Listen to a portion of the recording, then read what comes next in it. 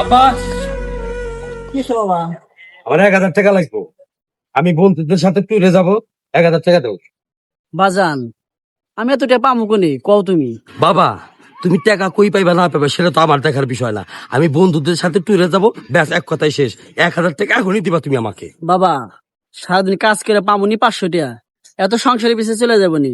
আমি আবার 1000 টাকা পামু কোন থেকে কও? ছেলের আবদারি যদি না মিটাইতে পারো তাহলে বাপ হইছিল কি আমি মিশামিশি বাবা অন্য গে।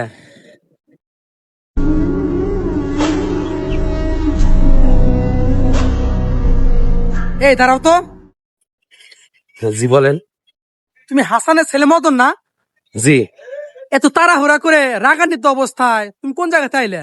কি হয়েছে তোমার? হে কথা আর কইেন না, খালি জন্ম দিলেই বাপ হওয়া যায় না। আমি কইছি যে 1000 টাকা লাগবে, বন্ধু বান্ধব নিয়ে ট্যুরে যাবো। আমার বাপ কয় কি, কয় আমার কাছে টেহা নাই। হে কাম করে কি করে? কাগল নিয়ে কাম করে, আঙুল নিয়ে কাম করে না। ও, এই কথা। আচ্ছা, তুমি আজকে দুপুরে ভাত খেয়েছো কি দিয়ে? ও, দুপুরে মাছ দিয়ে খেয়েছি। তুমি যে মাছটা খেতে পারতেছো কার জন্য জানো? একমাত্র তোমার বাবার জন্য। তোমার বাবা যদি সকাল যদি মাছটা খেয়ে আসতো অথবা নিয়ে আসতো, তাহলে কিন্তু তুমি মাছটা খেতে পারতা না। একমাত্র তোমরা যাতে ভালোভাবে চলো সেজন্য সে কি করে তুমি জানো? ওই যে আজান দিয়েছে না, চলো তোমাকে আজকে আমি একটা বাস্তব প্রমাণ দেখাবো, তুমি আমার সাথে চলো।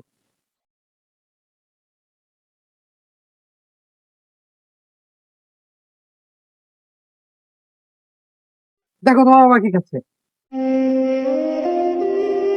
কি দেখতে পাচ্ছ? তোমার বাবা ভালো মন্দ খাচ্ছে। তোমরা যাতে ভালো কিছু খেতে পারো সেজন্য তোমার বাবা না খেয়ে নিজে পাউরুটি কিনে খাচ্ছে। আর তুমি সেই বাবার সাথে খারাপ ব্যবহার করলে তুমি একদিন বাবা হবে, সেদিন তুমি বুঝবে বাবার কি মর্ম। ভালো থেকো। বাবা, কিরে বাজান, তুমি আবার আইলা কে বাবা? আর তুমি যে 1000 টাকা চাইছো না বাবা, আমি আমার মহাজন হাতে দেয়া হলি আমি তার কাছে তোমার নেগে 1000 টাকা আমি ব্যবস্থা করে রাখবনি। বাবা, তুমি এই পাউরুটি খায় আমার জন্য তুমি মাছ ভাত রেখে খাইছাও। এত বড় হয়ে গেলাম, তোমার কষ্টটা আজও বুঝলাম না বাজার। আমার কোনো টাকা পয়সা লাগবো না, তুমি তোমার মহাজনের কয়ে আমার এখানে একটা কাজের ব্যবস্থা করো। তোমার পাশাপাশি আমিও কাজ করবো। না রে বাজান, তোর এখানে কাজ করা লাগবো না। তুই ঠিক মতন পড়াশোনা কর, মানুষ তো মানুষ হ, তাতে আমার কষ্ট দূর হইব। বাজার, আমি না দিলে তোমার বেলা কষ্ট দিয়েছি বাবা। আমি আর কোনোদিন তোমার কষ্ট দিব না, আর আমি কোনো কিছু চলে তোমাকে অজুহাত দিব না বাবা।